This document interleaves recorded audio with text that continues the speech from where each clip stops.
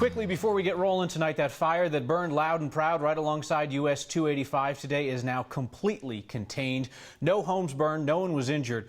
But when that fire was chewing through an outbuilding and two cars near Turkey Creek Road, it had the looks of a potential bad one. The people evacuated from 8 homes can head back now.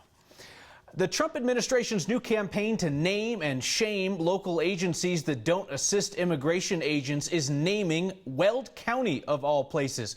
But the sheriff tells me he's not ashamed. He says he's following the Constitution, just like every other county sheriff in Colorado. I've been hit from both sides of the equation. I've had people accuse me of running a sanctuary jail because we won't hold suspected illegal immigrants past the date of their incarceration for a local charge. But then on the other side, I've been questioned by certain other groups in my own community asking if we were part of roundups. So you know, this is a topic that, quite frankly, local law enforcement really doesn't have much interaction with, but you know, we get put in the fire quite a bit. So when I saw this list come out, or this report come out, I found it highly inflammatory. It made it sound as if the sheriffs were the enemy, and I couldn't characterize that any worse. My conversation with Weld County Sheriff Steve Reams continues later on next, including what he thought of Denver's highly publicized tangle with ICE over a deportation target who went free, how the sheriff and our program accidentally became allies recently. We'll talk about that in a bit. The so-called wolf dog that never was a wolf and always was just a dog is going home tonight after 5 weeks in isolation with Aurora Animal Control. Capone's case lit up the internet as his family went to court to force the city to return their pet. Capone's family will need to build a taller fence and keep him away from the neighborhood lady that he scared when he got loose, but they won't have to pay shelter fees or court costs. Capone's family is going to voluntarily put him through behavioral training, because 5 weeks in a kennel might be no big deal for a wolf. But again, I repeat, Capone is a dog, and 5 weeks in isolation would freak out any dog, including yours or mine. One thing we've learned here is that it's apparently tough to tell if a dog is part wolf just by looking at it. Animal Control in Aurora was convinced that Capone was part wolf, but a DNA test showed he is 100% dog. So today we're gathering helpful examples for Aurora of other dogs that are also not a wolf. You can see the hashtag also not a wolf for many, many beautiful examples, and we invite you to add your own if you are also sure that your dog is also not a wolf. The following story is only important to you if you drive on roads or if you pay taxes. Otherwise, feel free to disregard, as the state's multi-billion-dollar plan to raise our taxes to improve our roads gets its first test at the Capitol. There are numbers in this story, be warned, but they are important numbers. There's a bipartisan bunch introducing a bill to raise the state sales tax from 2.9% to 3.52% to pay for new roads. And I understand that doesn't mean anything, but it's about $640 million a year in funding. If it's approved by legislators, then passed by voters on the November ballot, then CDOT would get $3.5 billion for road projects. Sizable amount. The party leaders pushing this bill want this single comprehensive plan rather than smaller bills here and there. Piecemeal transportation measures will create a disjointed system where some communities thrive while others continue to struggle. And any truly comprehensive statewide transportation plan must be adequately funded over the long term with a steady stream of new, dedicated revenue. And you've heard here on Next from some leading Republicans who told us that the majority of Republicans at the Capitol were not involved in this compromise. They opposed the tax increase, and they might be able to block the plan from ever getting to voters on the ballot. We'll keep you updated. Judge Neil Gorsuch spent a third day on Capitol Hill, alternately smacking Republican softballs for home runs and fouling off some heat from Democrats. Most notably, Colorado's Democratic Senator Michael Bennet still won't say where he stands on the nominee to the Supreme Court or say whether he would join a new Democratic effort to put off the Gorsuch vote until after the investigation into potential Russian interference in the election. There's a job opening with the Secret Service in Denver that they would prefer to keep secret. Denver has an opening for a new special agent in charge. That was Carrie O'Grady's job. She's the agent we told you about in January. Prior to the election, she posted on Facebook that she would not be willing to take a bullet for Donald Trump. Secret Service still won't tell us if she was ever disciplined, but now we know her job is vacant. May I make a recommendation? Point you toward work that is not our own, but is certainly worth your time. The The Fort Collins Coloradoan has a moving series on heroin deaths in Colorado. Heroin and opioid prescription painkiller overdose deaths have quadrupled in our state since 2002, and this series includes the personal stories behind the numbers. March 12th, 2008, I was dead for 7 minutes, and I had a friend, Chris, who gave me CPR the entire time until the paramedics got there. Otherwise, I definitely wouldn't be here. A police officer actually walked in to label me a fatality, and they used Norcam intravenously and was able to bring me back like that. You can find a link to that series on the next Facebook page. Park County still does not have a practicing doctor, but the town manager in Fairplay tells us they have given some tours of their empty medical clinic to 3 different groups who might be interested in setting up shop there. Earlier this month on Next, we took you inside the clinic, where the wall calendars still read 2014. The town is willing to give the place away if only a doctor will come run it. They're offering it for $1 in rent, hoping that people in Park County will no longer have to drive more than an hour and away up and over mountain passes to get medical care. Town of Fairplay says it's heard from a couple dozen doctors interested in working there, but they want to see somebody with a solid business plan. Leaders from the town and the county plan to meet tonight to work on a plan to ask voters for sales taxes to help subsidize that clinic. A recent obituary in Loveland caught our eye, a reminder that you shouldn't need to be famous to have your passing noted on the news. George Boivin's remembrance in the newspaper began, "I have prepaid my funeral and decided that I would write my own obituary. I'm going to be cremated, and my ashes will be buried in the family plot with my wife and daughter. There will be no church funeral or memorial service. If you would like to honor my memory, take a close friend or relative out for coffee, lunch, or dinner, and smile. I will be there." We had to know more about George. But he just put great joy in making people smile. He loved to joke. George Boivin moved to Colorado after the death of his wife, and he went out each day in search of new reasons to smile. His 2 daily interactions were to find a place to have breakfast and find a place to have lunch. And he would basically, make friends there, and, it would become a whole community that he would be involved with in his daily routine. So he just loved to have fun with people. Above all, family. George was the son, orbited by smiling faces. He cultivated people with senses of humor and who just really enjoyed life. And so that's what I'll remember about George. George Boivin was known to include a smiley face sticker with his rent check. He may never have known the senior center saved them all. He affixed one last one in his obituary. "I have dedicated my retirement to making people smile. As I will no longer be around, I have found a highly qualified replacement. Every time you see his face, you will think of George and smile."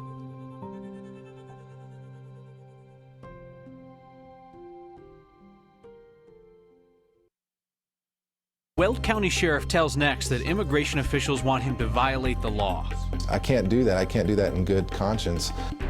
If we're deporting anyone or anything, we need to start with those giant scary chickens that are all over the internet. And they're apparently in Colorado too. And what happens if you turn on your sprinklers, then it snows? Asking for a friend. Next.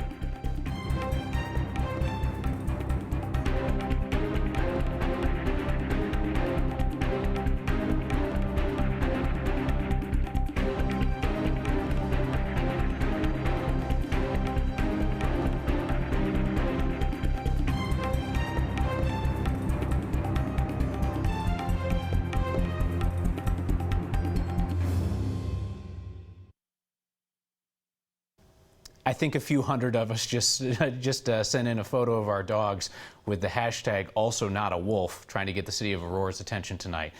Perhaps you join me and the rest of the internet in being simultaneously fascinated and horrified by that giant chicken video that's making the rounds, where it comes out of the coop. It's like 5 times the size of the other chickens. It's like the size of a large dog or a small news anchor. It's just a Brahma chicken, and we learned that they're bred here in Colorado as well. They're kind of loud, but the neighbors don't seem to mind. They get eggs. Kind of calls us even. I am a junior exhibitor and breeder for Brahmas. A Brahma is one of the older breeds of chickens. It's used for meat and eggs, and they have feather feet, and they're one of the most common breeds of chickens.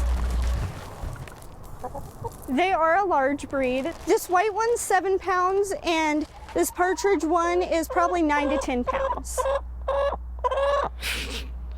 You little turkey. They normally don't get twice as big. They'll probably get tops, probably 12 pounds. I would describe that around standard. That's what I breed for, that size.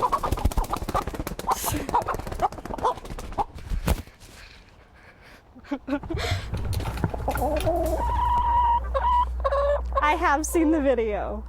That is a huge bird. I saw that video, somebody tagged me Monday morning in it. And from then on, I think I've been tagged 6 or 7 times in it.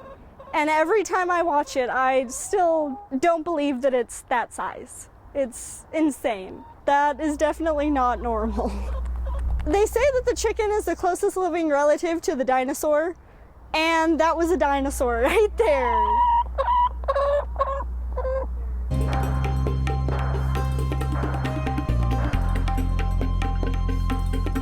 Hey, you know, we have big changes coming our way. Tomorrow, still, we're going to be watching for high fire danger across the state. A red flag warning is in place, but then late tomorrow night, a storm system pushes into the state. This first bringing us a little bit of rain and then possibly some wet snow by early Friday morning. I'll time it all out for you. The rest of tonight looks pretty quiet. We'll have the clouds in place, but by tomorrow morning, nothing but sunshine. It looks good until the late evening. Here it is about 10 o'clock. We'll start off the evening with just a few rain showers, and then that cooler air pushes through, and we quickly transition to snow. 4 a.m. on Friday morning. It looks messy out there because not only are we dealing with the snow, we also are going to be watching for some very strong winds. A high wind warning in place across the Palmer Divide in southeastern Colorado too. This takes us to 8 a.m. when most of the moisture is now across the eastern plains and that storm system moves out. But it's going to do some damage, and we need it. We have winter weather advisories in place for the central and southern mountains. Not a ton of snow for you folks. We'll take what we can get. If you live just to the south of the Palmer Divide in Douglas, Elbert counties, 5 to 10 inches for you. Here in this city, it's going to be tough. About 1 to 3 inches of wet, sloppy snow. And then as we head toward the weekend, a break on Saturday, but the weather pattern finally starts to change. A little bit more rain as we wind down the month of March. Thanks, Danielle. Our next question comes from a viewer named Brittany Motz-Fleshman, who says she turned on her sprinklers in Castle Rock last week, and now Brittany's hitting the panic button. Do we need to blow our sprinklers out again? Help! Never fear, Brittany. Becky Ditchfield's here. Short answer, yes. We definitely still could see a hard freeze before this winter season is over. We have been encouraging people, though, to water manually because we've been so dry. By this time in March, we should have already seen more than ½ an inch of rain or melted down snow. And so far, we've only had 2/100ths of an inch of rain or snow melted down. That has resulted in high fire danger. And when we're talking about fire danger, we're talking about short-term dry conditions. So basically, December through April. And December, January, and February are dry anyway. It's when we hit those months of March and April when we're supposed to see much more moisture and we don't get it, that our fire danger rapidly increases. So we are in a big deficit for water. The result? Well, state climatologists say that we need anywhere between 1.5 to 3 inches of water, melted down snow or rain here across the Front Range and Eastern Plains to significantly reduce our fire danger. Unfortunately, that does come with a catch. We don't want it all at once. It needs to be spaced out over time, which fortunately is in the forecast. With a new sheriff in this town, a Colorado sheriff tells us if immigration enforcement is really changing in our towns. Either the Colorado Rockies are selling pop brownies at Coors Field this year, or the internet has failed us again. And I laughed, like inappropriately laughed, at today's sign. Next.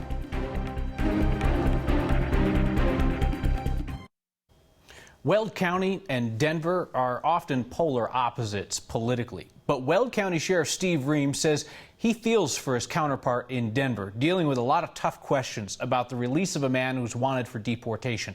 As we've told you here, that man was later accused of a murder. Weld County Sheriff says he and Denver are following the exact same law as it relates to ICE. I was struggling for Denver because I understand how easy that could happen. I mean, you don't know what someone's going to do when they're released from your custody. Obviously, you know, a person's actions are their own actions. Having said all that, I'm sure Denver would have loved to have been able to work in a better coordinated effort with ICE, and in that particular case, it just didn't happen. Knowing how the system works with ICE, I can't blame Denver County. I can't solely put all the blame on their shoulders by any means. There's been a lot of fixation about the amount of time that Denver jail gave ICE before this guy got out, less than 30 minutes. Does Weld County give more notice usually than that? We absolutely do, mostly just because it takes quite some time, so ICE typically has more than enough time to react and come to our facility. It's a related issue. I know that both of us have been involved on Facebook in knocking down the fake rumors about ICE checkpoints where they're rounding people up or checking papers. We've seen no evidence of this in Colorado. I assume you've seen no evidence of it in Weld County. Correct. That hasn't happened. Okay. There's a perception that ICE is changing the way it does business. Have you seen that in Weld County? I haven't seen that in their actions. I can tell you that in some of the conversations and correspondence we've had with ICE, it looks as if the new administration may be gearing to do business somewhat differently, but right now nothing has changed, nothing at all. The publicity around some of the actions that ICE has taken is obviously a little different, but I see no difference in the way that they're doing business. You can see my entire conversation with Sheriff Reams. Next first armed guest, by the way, at least the first one who wasn't carrying concealed. You can see that on 9news.com. I have been told that the hashtag also not a wolf, where we are tweeting helpful photos to the city of Aurora to distinguish our dogs from wolves, is now trending in Denver. I have missed you, beautiful people. I've been out of state where folks ask about only one thing in Colorado, and that's marijuana. And it's because of issues like the Facebook post, which Brandon Ritterman says is just as fake today as it was 3 years ago. I guess it's just the time of year. Baseball season's coming, and that makes a headline like this really shareable. Hey guys, the Rockies are going to start selling marijuana brownies at the ballpark. No, they aren't. They never were. But here are some things to check so you don't become the next sucker to share something like this. First, it's from 2014, and if you've been to a Rockies game since then, you have not seen them selling any pot brownies there. Second, you can go to this website's homepage and see they're also reporting that mermaids are real. And if that's not good enough, you can see their disclaimer admitting that they make up stories. Finally, you can Google the thing and see it's already been debunked by Snopes and even High Times, which named it the #1 fake pot story of the year back then. Helping you verify, I'm Brandon Ritterman for Next. It's a sign. Well, it's actually a license plate, but we count those, and I laughed too hard at this one. Great work getting this past the Colorado license plate censors.